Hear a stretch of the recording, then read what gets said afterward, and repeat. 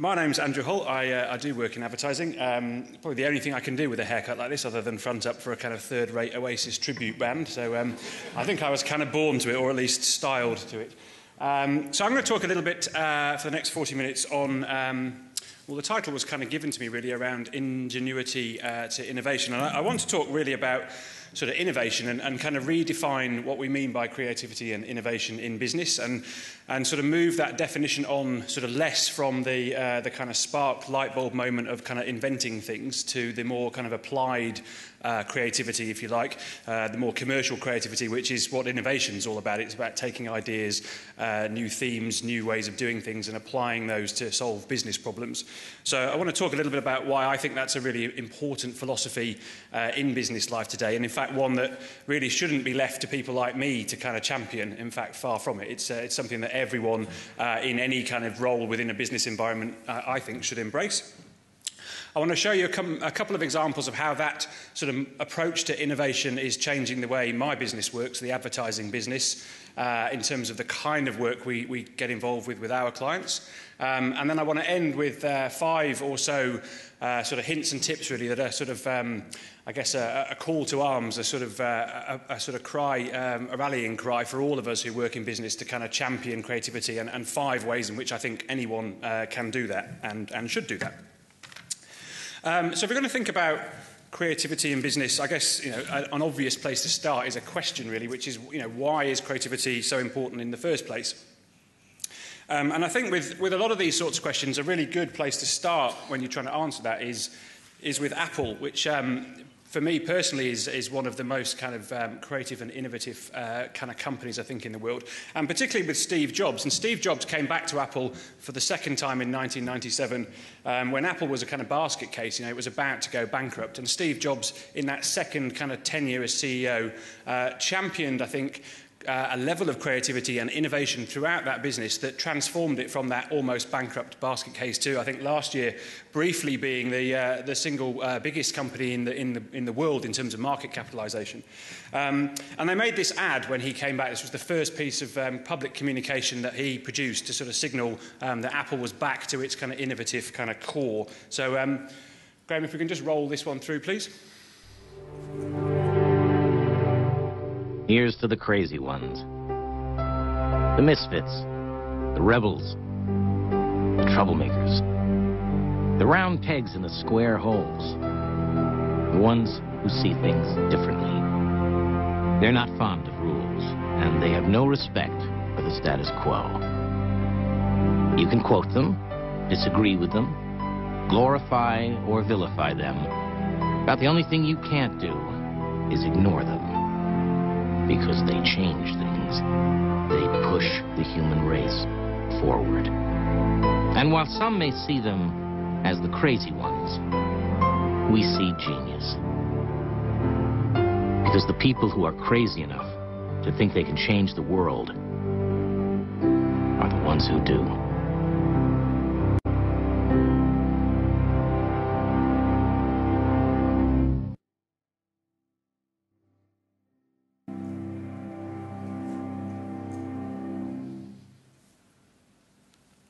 So it's a great ad, that, I think. It always comes out in the sort of top 10 whenever they do these sort of polls of people's favourite ads around the world. But I think if you kind of listen to what's being said there's actually a really important kind of philosophical message in there about the role of creativity in business and why it's important. And that notion that, creativity can change the world for the better, I think is a really inspiring one. It's certainly one that inspires me in commercial life. And I think if that's only even half true, then my basic premise, which is that's way too important to be left to people like me, deserves, I think, a bit of thinking about. So I just want to touch on 2 reasons why I think it is more than half true and why I think it is important that it's not left to creative people to champion creativity and innovation in business today. And the first reason is this, which is that, and I don't think this is a function of becoming middle-aged, but the pace of change in modern life is increasing. I think it is a fact.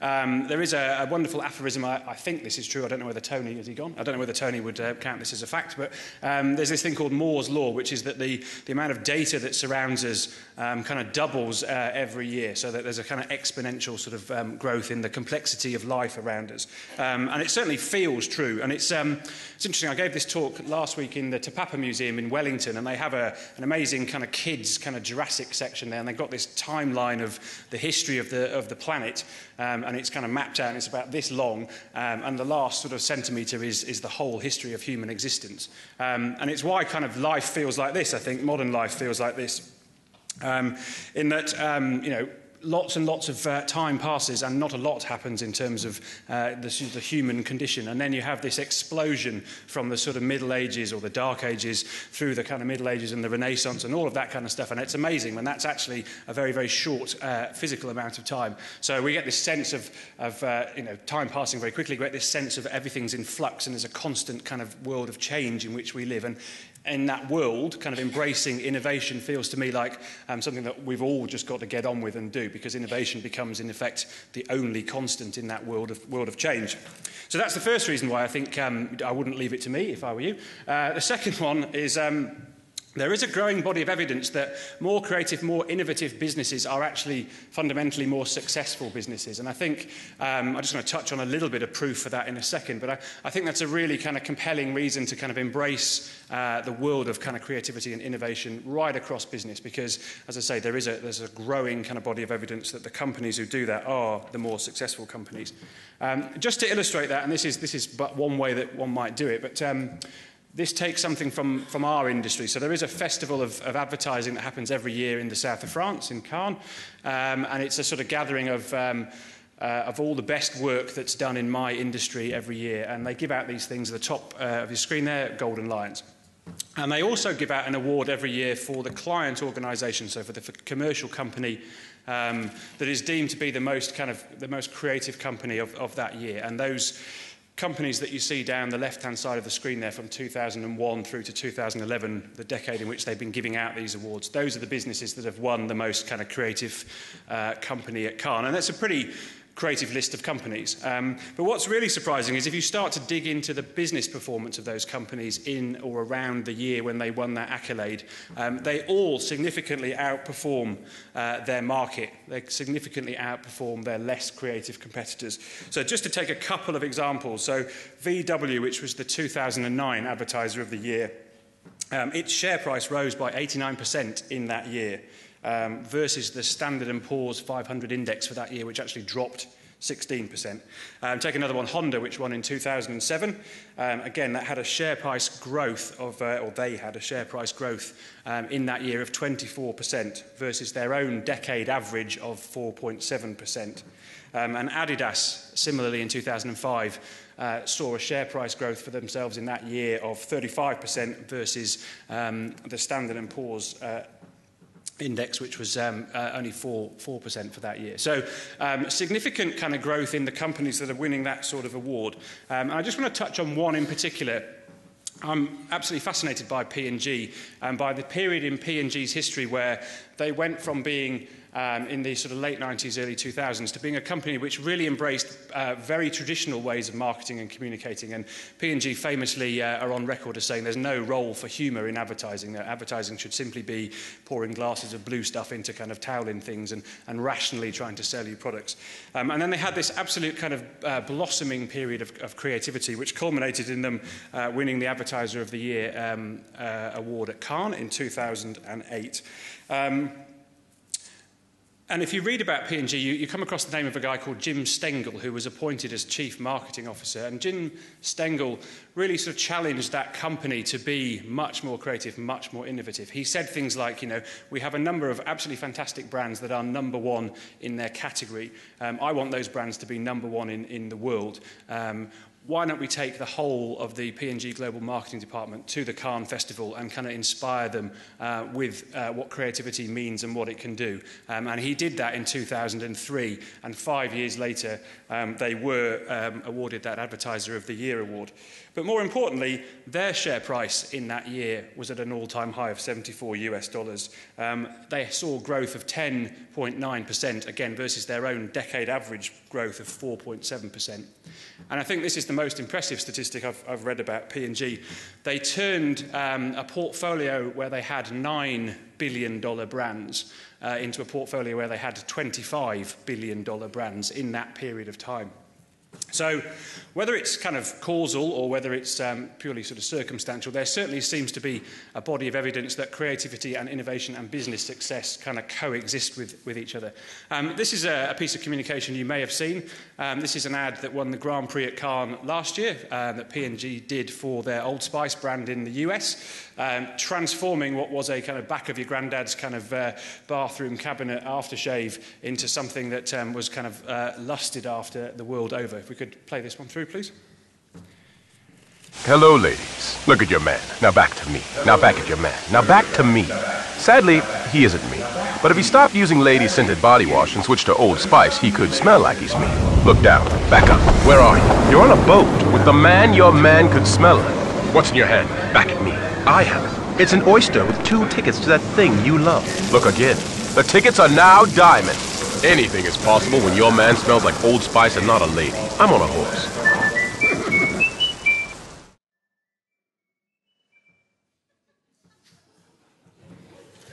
If anyone likes that, there is a fantastic spoof on YouTube, which is Grover from Sesame Street doing that. It's absolutely genius. Well worth a watch.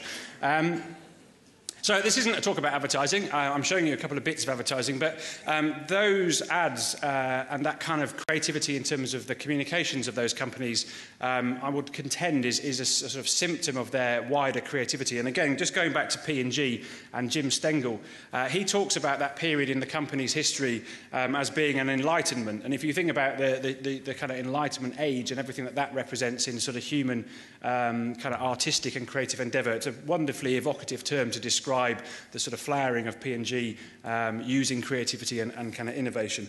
And he goes on to talk about how that innovation was across the company and that they would have departmental meetings and management meetings in design agencies and just getting everyone in the organisation to kind of embrace a culture of kind of being more innovative. And as a result of that, they had success, and as a result of that, their communications were that much more kind of creative and engaging. So I guess what I'm saying is that creativity and innovation in business today is not a communications discipline, or not exclusively a communications discipline at all. It's actually about every single part of the organisation thinking in a more innovative way. And in terms of our business, the ad business, and how we promote clients, that's changing the kind of work we do, because we're often dealing with innovation in products, and that's becomes the communication, or we're dealing with innovations in service, and that's part of the communication, or that's a reinforcement of the communication, or something in the customer experience has been innovated. And I just want to show you a couple of examples of that in action. The first one is, I think, a brilliant piece of product innovation, and it's for a client that our agency works with, Westpac Bank. If we can just play this one through, please. This is the amount of money that we waste on impulse purchases every single day.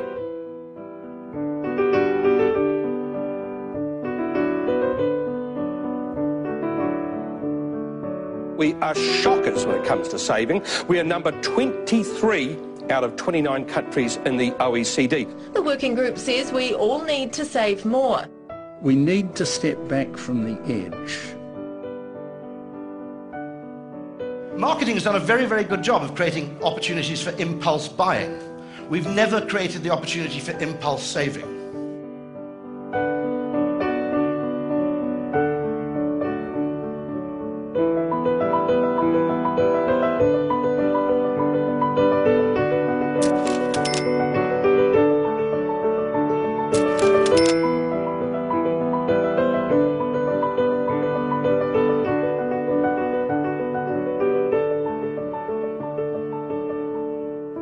It's an iPhone application that allows you to save. With one press of a button, you can save a predetermined amount from a transaction account straight through to your savings account.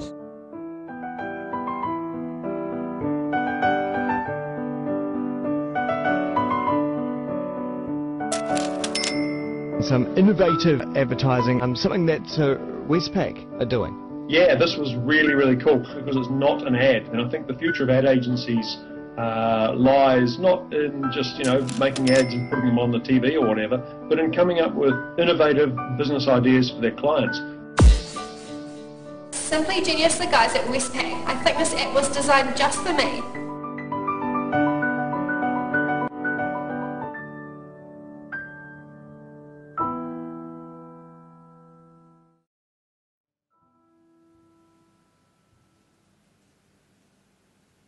So that's a great piece of product innovation. It happens to then become a great piece of marketing. But if you think about the number of people in different aspects of the Westpac organisation that need to buy into and believe in a culture of innovation to produce something like that, the advertising agency who came up with the idea, in fact, actually that idea came out of Rory Sutherland's talk at TED a couple of years ago, who took that idea and applied it, which is, I guess, my definition of sort of innovation. That's only a really small part of making that happen. The back end and everything that goes with that is where the real kind of innovation needed to happen to make that possible.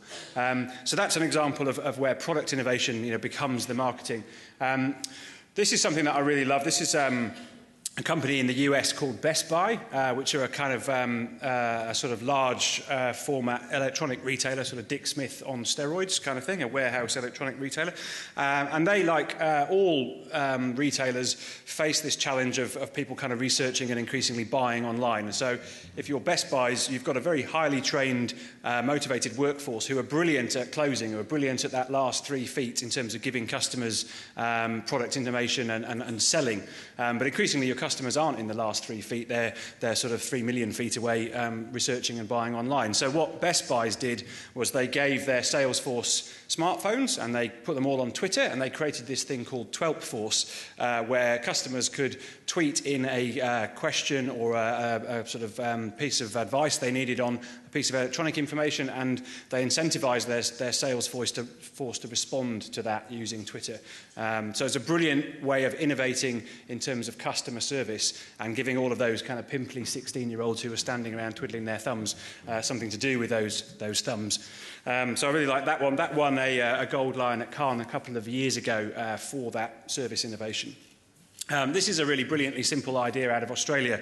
This is a company called Tontine who make pillows.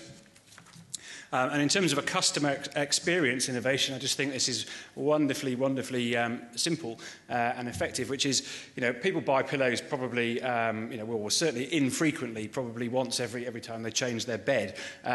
So if you're a company that make pillows and you want to up the kind of frequency of purchase, it's quite a difficult thing to do. What these guys did was print a kind of use-by date or a fresh until date on the pillow itself. And in that one act, they completely changed the kind of experience of buying and using a pillow, and they gave people a really kind of simple prompt when it was time to buy another one. Depending on when you make that date, you can kind of basically sort of drive your purchase frequency as high as you like. So a fantastic piece of kind of customer service sort of innovation there. So they're just 3 examples of the way that we're sort of changing how we work with clients based on recognising that creativity and innovation are no longer our domain. They're actually something that we need to collaborate and share to make possible. In terms of the way our business promotes itself, that's having an effect as well. And we as creative agencies need to kind of demonstrate that level of innovation and creativity in the way we talk about ourselves in order for our clients to have even the vaguest kind of confidence that we can do it for them. So it's changing the way we promote ourselves. We used to, like a lot of corporates, we used to do sponsorship, and we would put our name on things like the Wellington Arts Festival, and proudly sponsored by Clemenger BBDO was kind of enough in terms of a marketing presence. Now we find ourselves doing things like this. I don't know if anyone has been down to Wellington recently, but we're running a promotion throughout the city called Wellington in a Pint, and it's a kind of online and offline sort of challenge to brew what Wellington would taste like if it was a pint of beer. And there are bill posters all over the city. There is a kind of social media online component to this. People can kind of submit their suggestions. They can collect a homebrew kit and brew their flavoured beer. There will be a taste-off in a month's time, and then that beer is going to be brewed by a number of the craft beer breweries in Wellington, including Tuatara, who I think are a sponsor of today, and then sold in New World. So going from putting our name on someone else's property to actually thinking more creatively and hopefully innovatively about how we can demonstrate what we can do is a feature of promoting this business or my business these days. So all of this is kind of to a point, really, which is that our job as communications professionals these days is to get our clients' business in a cultural conversation, to get people talking about our clients' business. And I think if you look back at those 3 or 4 examples that I've just showed you, what they all have in common is they're all things that people will talk about. Not only will they experience them and talk about them, but they'll hear other people talking about them and then want to experience them.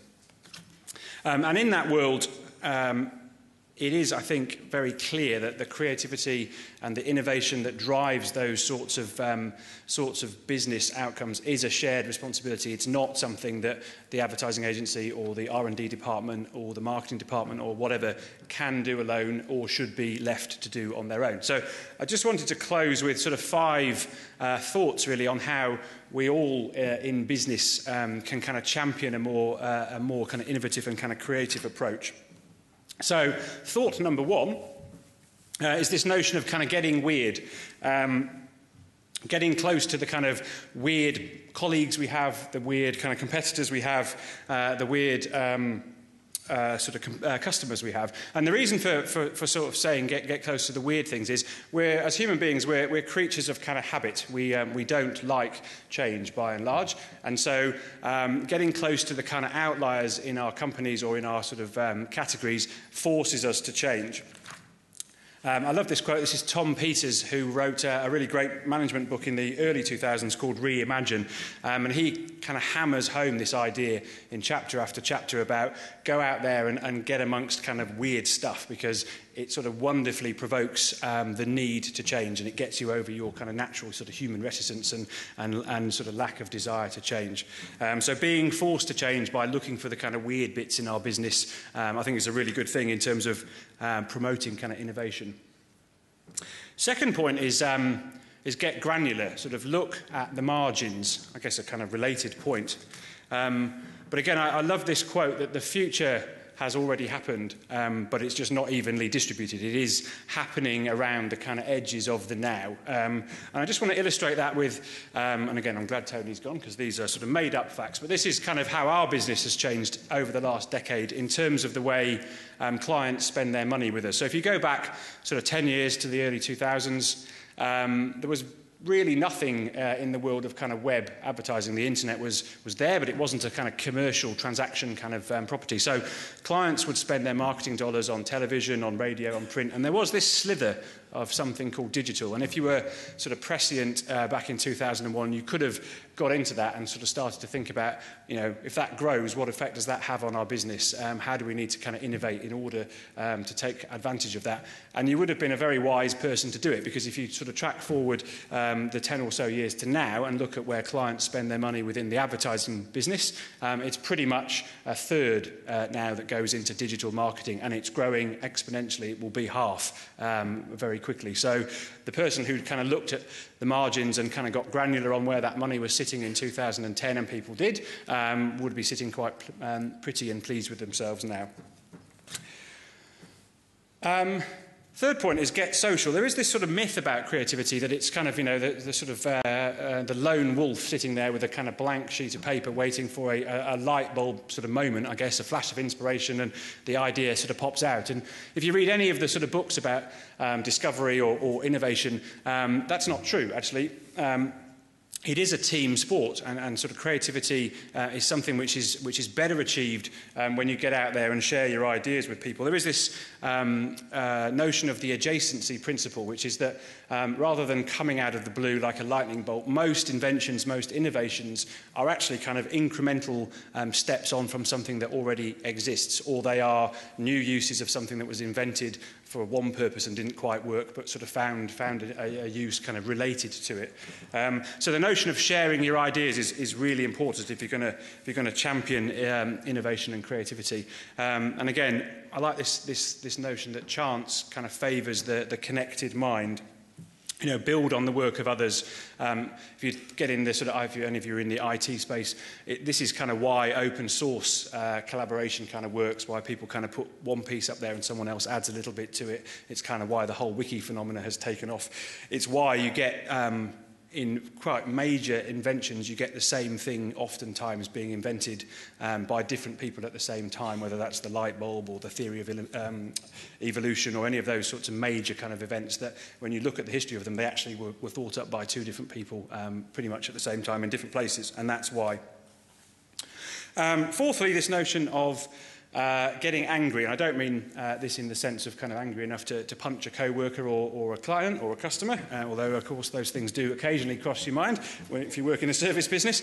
But the notion of kind of being dissatisfied with the status quo, I suppose, is I think a prerequisite for kind of any sort of innovation and creativity. And I was reading a book recently about the recent history of Coca-Cola as a company, and this is a quote from their CEO, and he talks about actively instilling within Coca-Cola this culture of being constructively discontent, of having people who are dissatisfied with how things kind of currently sit. And they have this quite interesting principle in Coca-Cola. They talk about 70-20-10, where 70% of what they do is kind of business as usual, 20% is innovation that's kind of safe bets, if you like. It's stuff that's line extensions of things that already exist. We know that's going to work. And 10% is kind of blue sky stuff that may fundamentally transform the business or may bomb.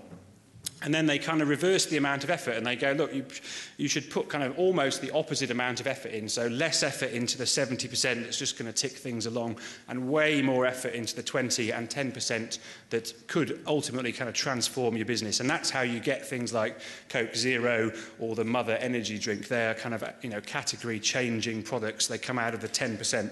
But it's kind of counterintuitive. We spend most of our lives putting most of our effort into the stuff that actually is just going to keep the business ticking over. And then lastly, the notion of tenacity, which I think is really, really important in any kind of creative pursuit. The recognition that fundamentally it's a marathon and not a sprint, I suppose, that you encounter more kind of knocks on the way, and that the successful kind of creative and innovative agencies or organisations are ones really that just stick the course and keep dusting themselves off and sort of getting back on with it when they encounter difficulties. And I love this quote. This is Thomas Edison, who was one of the two people that invented the light bulb, who did famously spend 10,000 or create 10,000 prototypes of the tungsten filament in order to get one that worked. And he said, I haven't failed. I found 10,000 ways that don't work. And it's just a brilliant sort of glass half full sort of mindset, which I think you need to have if you're going to champion creativity and innovation. So those are sort of 5 sort of observations from me. I just want to close with a slightly different way of looking at this. So we started with Apple and Think Different, and this notion that kind of creativity and innovation, can change the world for the better, and that's something that anyone working in a kind of commercial organisation, I think, should embrace and certainly shouldn't leave to people like myself to pursue. This is a book that I read recently, which I just thought was a wonderfully, same point but expressed slightly differently, a wonderful kind of way of thinking about the role of creativity and innovation in modern life today. And this is a guy called Thomas Friedman, who wrote a book called The World is Flat about 5 years ago, and has just written this book, or wrote it last year, called That Used to Be Us. And it's about the decline of the American empire and the rise of the sort of Eastern empire in terms of 21st century life. And he concludes the book by talking about the 3 things that you need to do if you're going to be successful as a kind of global citizen in the 21st century. And I think they're applicable to business. And he talks about number 1, think like an immigrant. Assume that no one's going to give you a leg up. Expect nothing from life, and you will go a long way. Number 2, think like an artisan. Think about how you can add value. Tony was talking about, don't just produce milk, produce kind of milk powder. Think about how we can add value to what we create. And lastly, think like a waitress. Recognise that at the end of the day, wherever we fit in the kind of commercial world and whatever business we work in, we're ultimately in some sort of service business. And if you're in a service business, someone at the end of the day has to value that service sufficiently well that they're going to give you a tip. I think that's a great sort of and humble kind of approach to have to sort of business life. So that's it from me. I hope that's been interesting, and thank you very much for having me.